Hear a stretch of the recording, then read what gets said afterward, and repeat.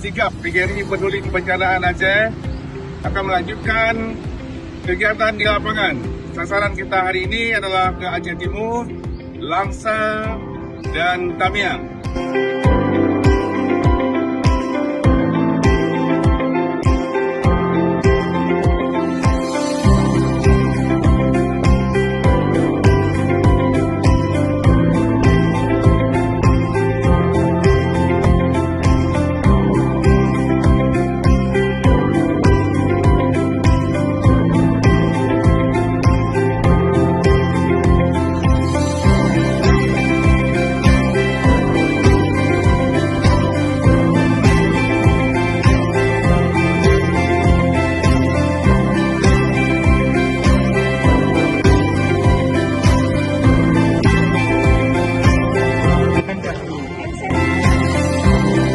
Tidak ada pulang sebelum kering. Iya.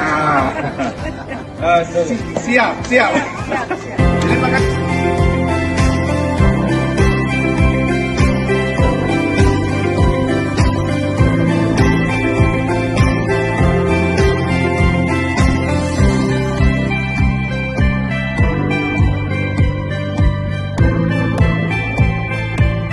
Bisa ditempati dan belajar di tanggal 5 Januari 2026.